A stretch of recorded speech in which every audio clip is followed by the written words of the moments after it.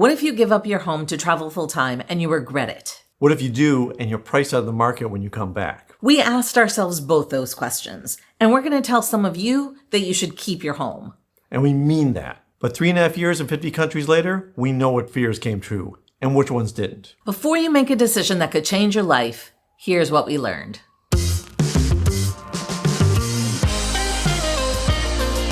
I'm Judy. And I'm Kevin. Welcome back to Finding Gina Marie, where we share our lives as full-time travelers and the connections we make along the way. We are definitely going to advise that some people don't sell your home. If you live in a neighborhood that you love, you have friends nearby, you have family nearby, you have pets that are part of your life, you just love the neighborhood that you're in and the services that it offers you. Maybe you're someone who loves to entertain, and your specific family and friends that are nearby are the ones that you spend all of your time with. And giving up those relationships on a day-to-day basis would be a real hardship for you. Or if you're somebody who really doesn't love to do a ton of travel planning and wants to come back to your home base and regroup and refresh and just not have to think about travel for a while, you might want to keep your home. Maybe you're somebody who has chronic health issues, or you have a doctor that you visit all the time, you need certain medications or certain services that are around you. You trust the area you're in, you trust the services you're getting for your health. That's really important to you, and you really need to consider that as part of the reason why you would stay in the place you are. We don't really have any kind of health issues, but we do know that when you need to start over in each particular country that you're in, sometimes that can be hard, especially if you have chronic conditions that require you to go to a doctor on a regular basis. And if you have your favorite doctors and don't want to have to sometimes re-explain things, we could understand that it makes sense that you might not want to take advantage of all the international healthcare that's everywhere. That doesn't mean that if you have health conditions, you can't travel. We know plenty of people who do. They get their prescriptions when they're home, they make sure they have enough for the time they're going to be out traveling, and they have contingency plans in case something goes wrong. There's always a way to work through it. But if you have a place and a space that you're really comfortable with, the medical services, you certainly don't have to give that up for permanent travel. And you also might just be a person who likes to travel sometimes, but doesn't want to travel extensively or exclusively. Yeah. And that's okay too. It's not a one or the other option. I think that after we've been traveling as long as we have, we know that there is no one way, and full-time travel is definitely not for everyone. But here's the important question. Are you holding on to where you are because you love it and you can't think of anything else that would be better in your life? Or are you afraid of what you're going to lose? Only you know the answer, but we're hoping that this video can help you figure it out. One of the questions you may have right now is, what about all my stuff? We've lived in San Francisco for 8.5 years before we decided to travel full-time. But we kind of thought that we might end up being expats, perhaps in London. So we didn't want to get rid of everything right away. We got rid of the vast majority, but we kept some of our favorite things. No furniture. But 4 months into our travels, we realized we were having the time of our lives. And we decided that our next trip back to the US, which was a year later, that we were going to get rid of everything. And we looked at the bins, very cursory, because I really didn't care what was in them. We'd already lived 4 months without any of our stuff, and we really didn't miss anything. Our overriding feeling was that of freedom, that we had clean slates and nothing holding us back. I didn't want to think about stuff anymore, and having the stuff back there in a storage place, it's like, that doesn't make any sense. Let's just break free of everything. What we have with us is plenty to take care of our everyday needs. In our heart of hearts, I really wanted to just get rid of all of it. But it did give me some peace of mind that some of our favorite things would be around just in case we hated it. That storage unit was kind of like a life raft.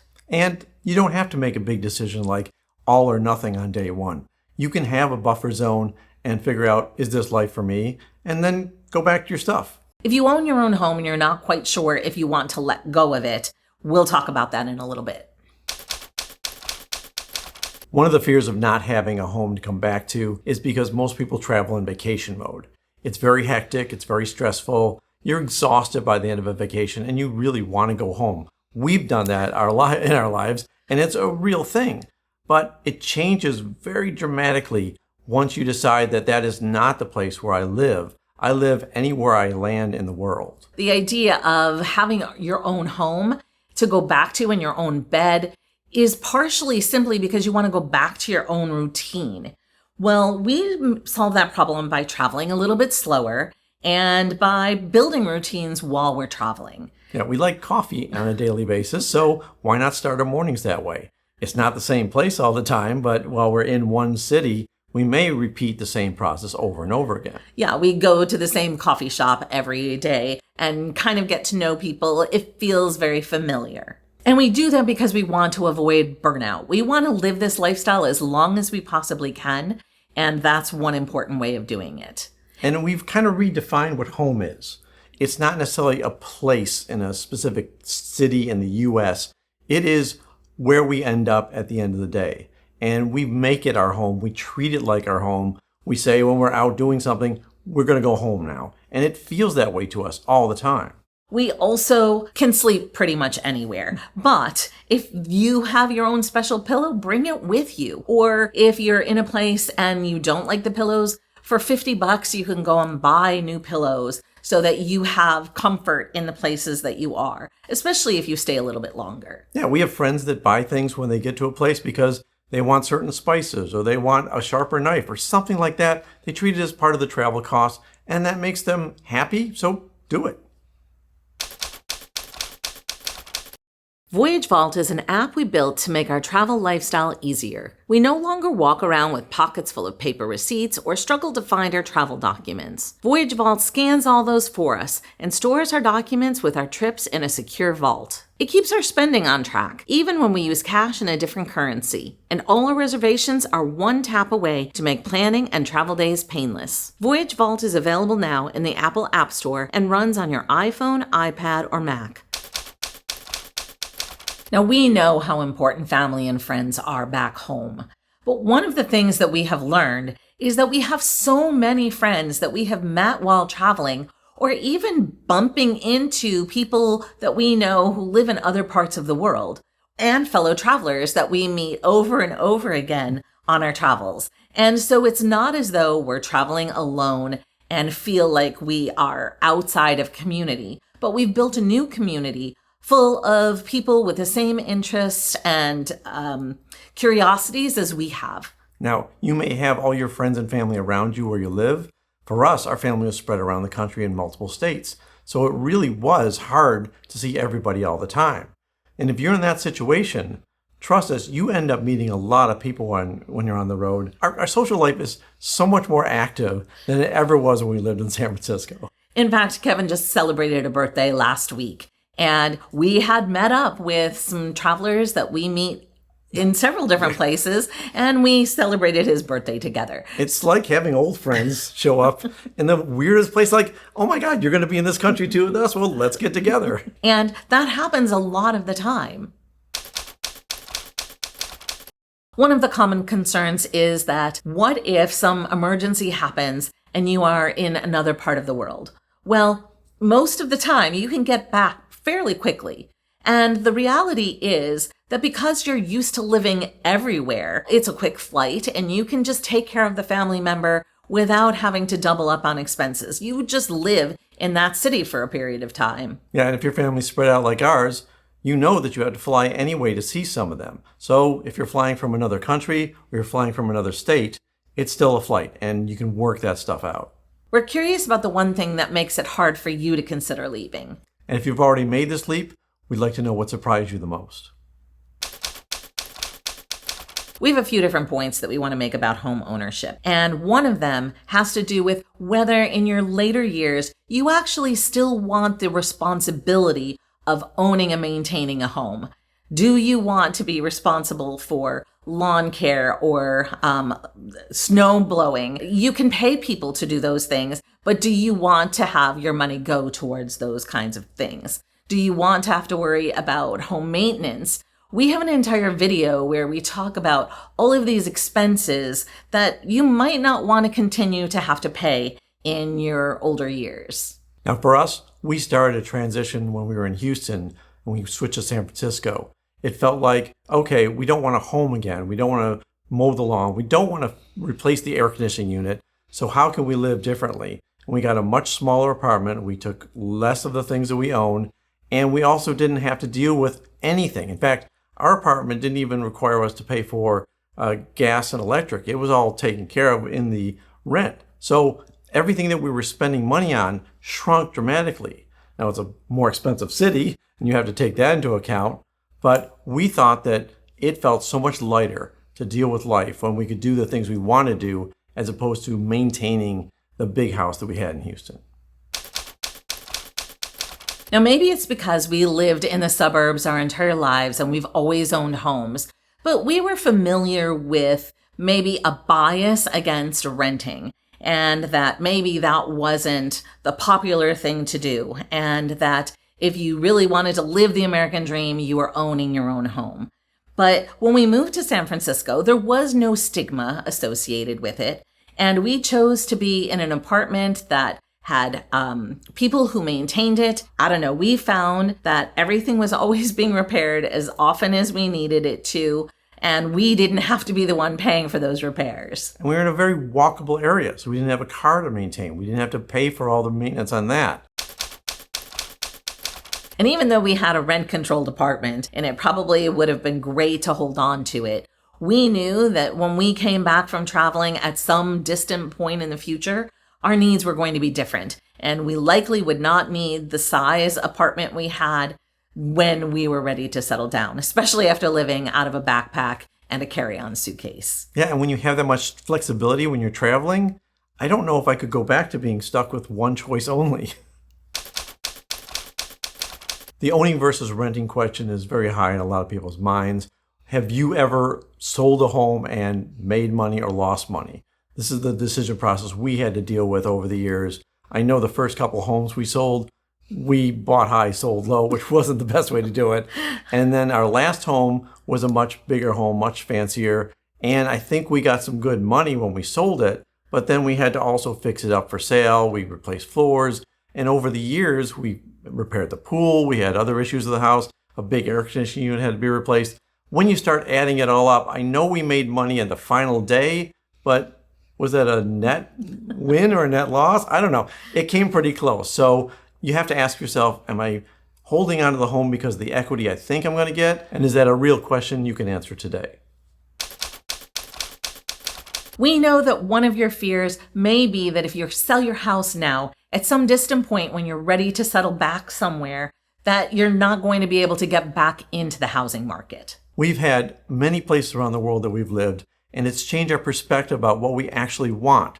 So the fact that we had this big home in Houston, had a great apartment in San Francisco, and now we've traveled all different places, our view of what is needed is so much smaller, and the things we want are so few that I don't know if it's a concern anymore about where we end up living. We can live anywhere. It doesn't have to be in any one place. And certainly, let's say 5 years from now, 10 years from now, when you're ready to be somewhere, your world will change. Maybe your kids are grown and they're not living in the same place. They're not near where you had planned to live again. So by the fact that you aren't encumbered by a home means that you can buy somewhere else, or maybe not even decide to buy at all, but to rent like we were talking about earlier. Yeah, and if you've got kids in multiple places in the country or the world, you can just travel to see them all. Now, neither of us are cold weather fans. So when we are looking for a forever place somewhere down into the distant future, we probably will have a rental in Italy. And then for the colder months, maybe a rental somewhere in Southeast Asia. It doesn't have to be one place. And that's because we've decided we don't need to choose. We can live in two different parts of the world without owning property anywhere.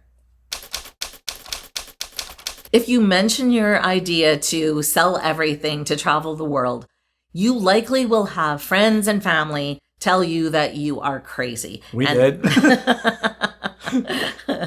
People are used to living a very conventional lifestyle. They may not be watching the same YouTube channels where people are living like this, and to them, it's just bonkers. But you don't need permission to live the one life that you have in the way that you want to. Now, you don't need it from your friends. You don't need it from your family. You certainly don't need it from us. You get to make the decision that you want to make, and you can change your mind at any point too. This is not a permanent decision for you. You could say, I want to travel the world for the next couple of years or however long I feel like, and then change my mind again. That's up to you. This is your life to live, and you live it the way you want.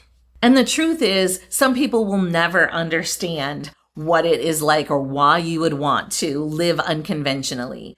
But what we've learned is that people can't argue with seeing how happy we are and how fulfilled we are, and that we don't have regrets. And hopefully you'll feel the same way, because this is a pretty cool lifestyle. And we've met a lot of people that live this lifestyle. We get to be friends with them in every country in the world. We've been living as full-time travelers for over 3.5 years, and we're well past our honeymoon stage. We've talked to dozens of people, probably hundreds, about this kind of lifestyle and what their concerns are, what their fears are, what things they like and don't like. And we certainly aren't going to impose our opinions on them. What we're trying to do is give you the facts and lay them out so you can make your own decision. Now, people have told us that they've chosen to rent out their house so that they don't have to make some of these decisions. Now, for us, that wasn't something that we wanted to do. We wanted to have complete freedom from any responsibility for maintenance issues or any kind of problems that could go wrong.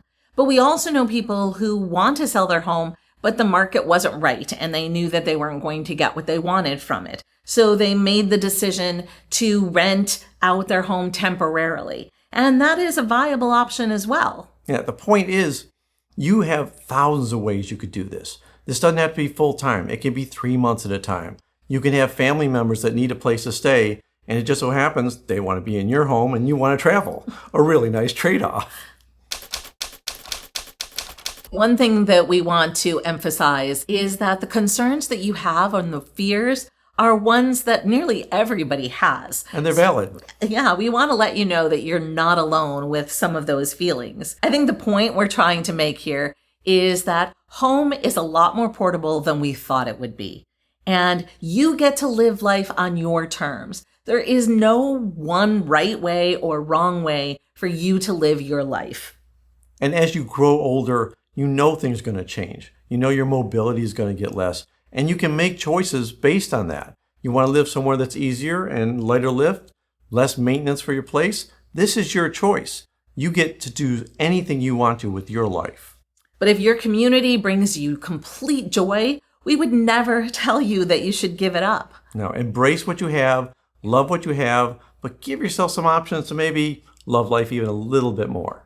We'd love to continue this conversation in the comments, so feel free to drop us a note. We have several videos that can help you with these decisions about how you want to live your life in the future. We'll link them in the description below. We think you'll want to start off by checking out this video about why normal life became the riskier financial choice. Our next video is going to be all about healthcare, and you're not going to want to miss it. The best compliment you can give to us is to recommend our videos to your friends and family. And remember to wander more, worry less, and bring a passport. Until next time. Until next time.